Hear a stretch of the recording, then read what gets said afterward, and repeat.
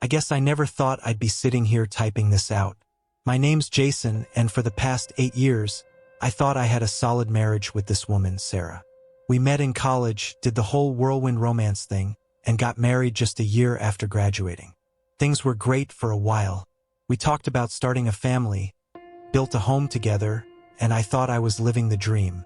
But looking back, there were small cracks. Tiny things I ignored or brushed off because I trusted her.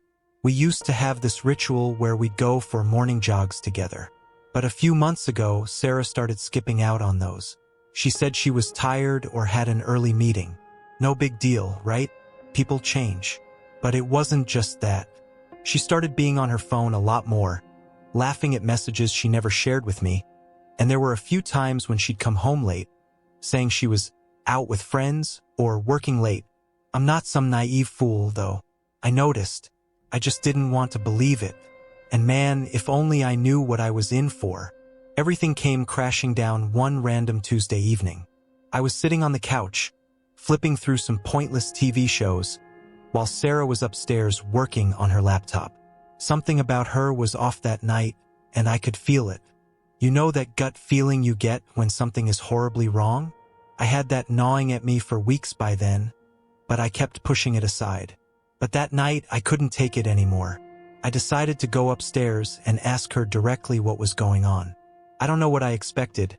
Maybe a heartfelt talk. Maybe some reassurance that I was just paranoid. But as soon as I walked into the bedroom, I saw it. She didn't even notice me at first. There she was, sitting on the bed, laughing at her phone, and texting furiously like a teenager with a crush. I crept closer, heart pounding. I don't know what possessed me, but I stood over her shoulder and read a few of the texts.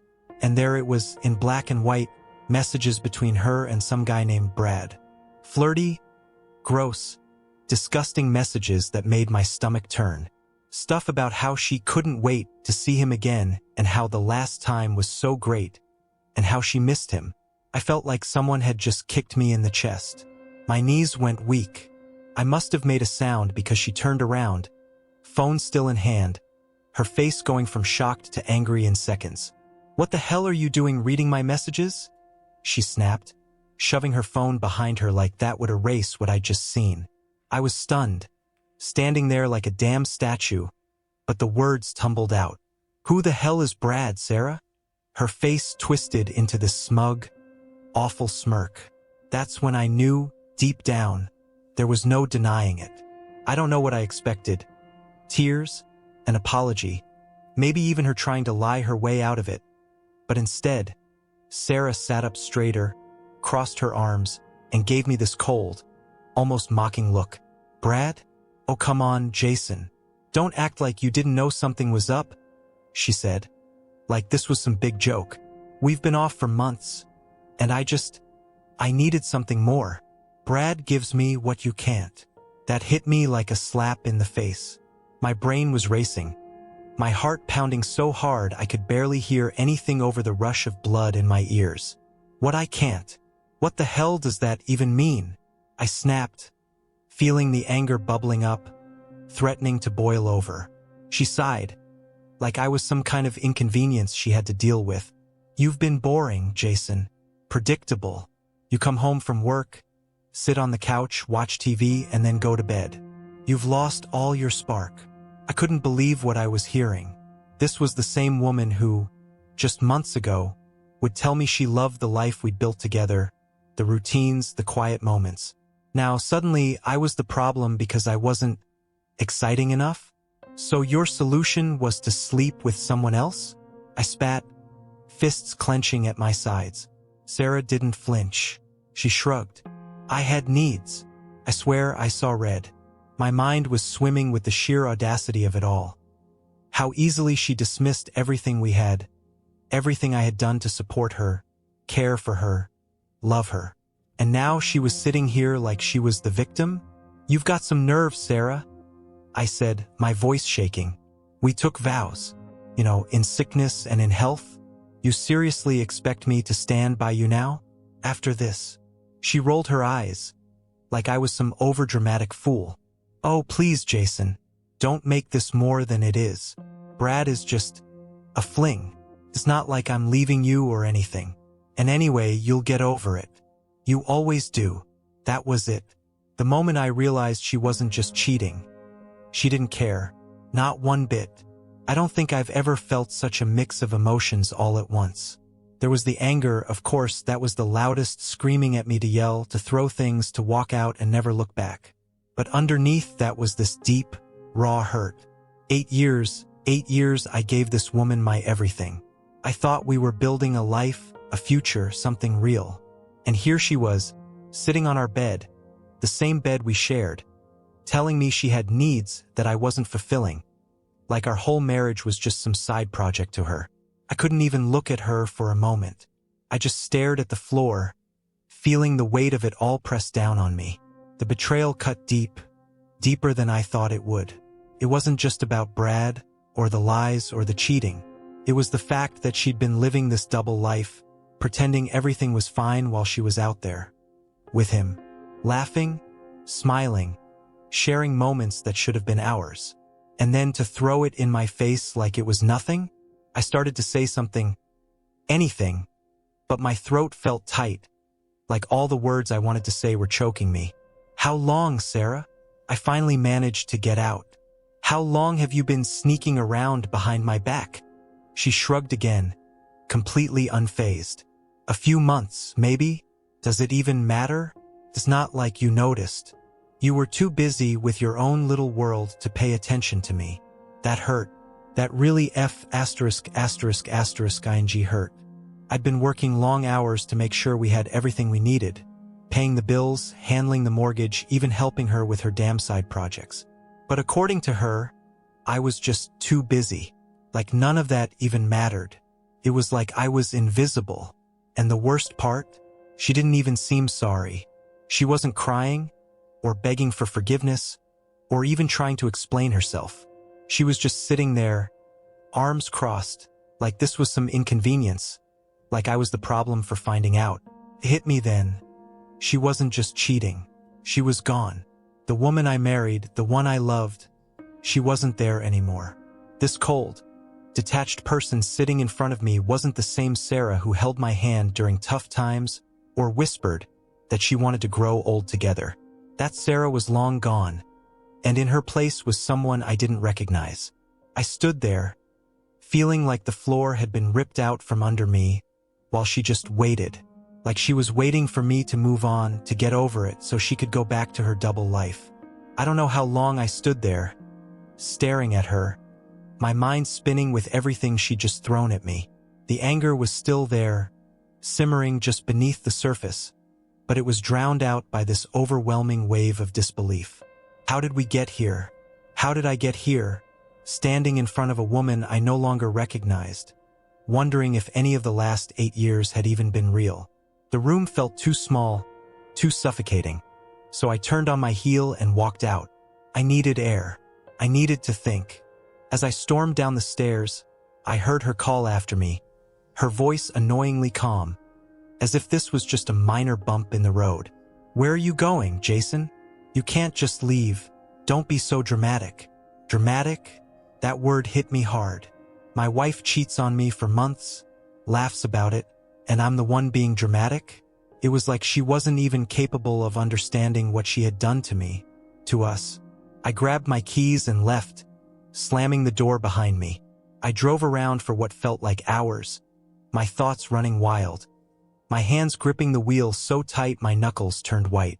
Part of me wanted to turn the car around, march back in there, and demand an explanation. A real one, not that nonsense about being bored or me being too predictable. But the other part of me knew it didn't matter. She had made her choices, and whatever excuse she came up with wasn't going to fix this. I thought about all the decisions that lay ahead. Divorce? That seemed obvious now, but the weight of it sat heavy in my chest. This wasn't just about breaking up. This was dismantling a life we built together. Our house, our plans, the future we were supposed to share. And yet, the more I thought about it, the clearer it became that this future wasn't something I wanted anymore. How could I stay with someone who could lie to my face for months, then throw it back at me like it was no big deal? But doubt creeps in, you know? There's that little voice in the back of your mind, wondering if maybe you're overreacting, if maybe things can still be fixed. What if we went to counseling? What if we tried to work through this? Was I really ready to throw away 8 years? I kept driving, my mind pulling me in every direction. It wasn't just about me anymore, though. Staying with her after this, what kind of message would that send? That I was okay being treated like some backup plan while she ran off with her little fling whenever she got bored? No, I couldn't let her think this was acceptable. The anger started to rise again. The more I thought about it, the more I realized this wasn't just about her infidelity. It was about the total lack of respect she had for me, for us. And then her expecting me to just stand by her like a dutiful husband in sickness and in health. The thought made me sick. She had the nerve to act like nothing had changed, that I was still supposed to care for her, still be her rock, while she gallivanted with Brad behind my back. No, that wasn't going to happen. I pulled into an empty parking lot and just sat there for a while, my mind still racing.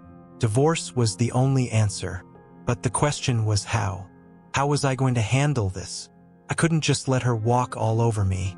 I needed to make sure she understood the consequences of her actions. She wasn't going to get away with this so easily. An idea started to form in the back of my mind. Plan.